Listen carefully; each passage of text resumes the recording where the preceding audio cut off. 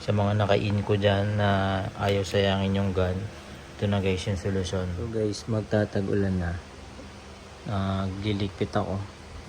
Nakita ko tong in ko, oh. Pandemic era to eh. Hindi ko na siya nagamit kasi na-disappoint ako dito sa pinaka foam spray niya. Tsaka yun, medyo mahaba kasi yung nozzle niya. So ngayon may nakikita ako na pwede nang palitan yung nozzle.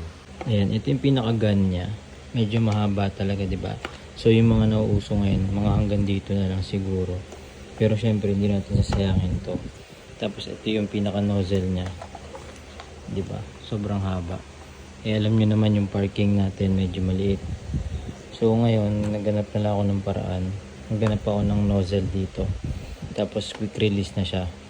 Para magamit natin siya guys. Kasi tag-ulan. Mas madali maglinis ng mga fender dito eh. Kapag naka pressure washer talaga. So pakita ko sa inyo yung nabili nating nozzle. So ito siya guys. Yan. Bali ilalagay pa natin yan dito. Tapos ito quick release na to. Pwede na siyang lagyan ng mga nozzle na iba't ibang degrees. May 45, 0 or 25 ganun. Tapos pwede na rin tayo bumili ng foam cannon. Hindi na ito yung gagamitin natin. Hindi kasi talaga siya bumubula. Diba? Nagsama pa sila ng foam cannon. Pero bibili ka din naman pala. So sayang talaga yung mga ganito nila. Yung mga free nila. Kailangan mo din i-upgrade. So yun, okay na to. Sana walang leak to pag tinry ko na siya dito.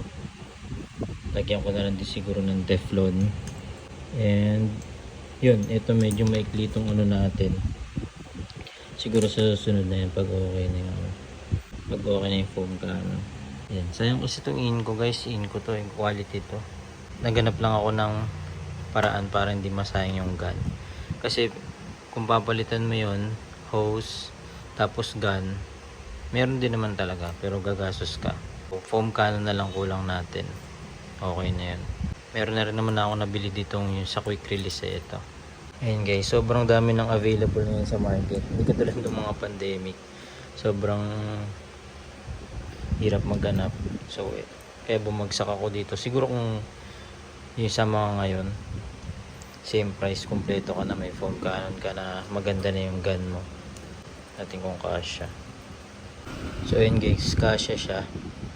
Ayun yung mga sinasabi kong iba't ibang klaseng nozzle. Depende sa gusto mong buga niya. Diba? Dati isa lang, iikot-ikutin mo lang to.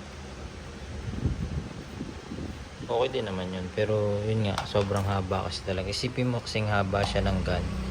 And then sikip ng parking natin. So ito na lang muna, magka-car wash tayo.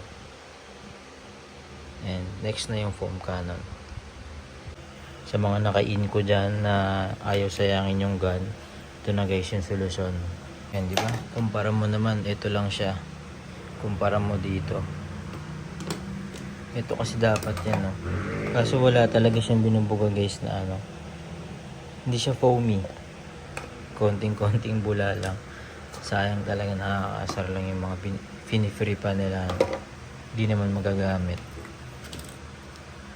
So ngayon, titesting natin, sana wala siyang leak. Yun naman.